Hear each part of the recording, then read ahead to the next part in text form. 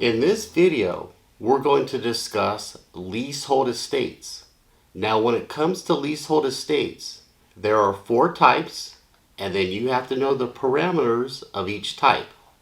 So first off, the four types are an estate for years, an estate from period to period or periodic, an estate at will, and an estate at sufferance. Now, an estate for years is your typical lease that you see out there. Now, it has a definite term and a specific start date and an ending date. Some of these leases you'll see are gross leases, net leases, ground leases, variable leases, and many others. Now, a second type of leasehold estate is a period to period or a periodic lease. Now, in this type of rental agreement, there is not a definite expiration date, and these renew automatically at the end of each term, unless one party or the other gives notice of termination. And remember this for the state exam.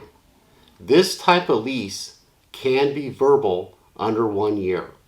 A third form of a leasehold estate is an estate at will.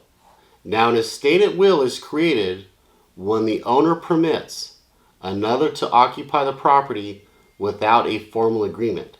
A perfect example of this is when you have family and friends come over and stay at your place just for the weekend, which is never just the weekend.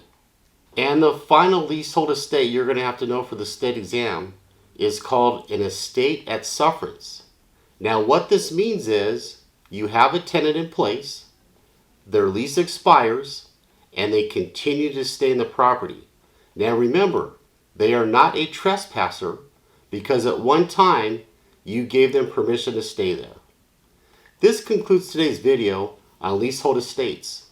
I'll see you again soon.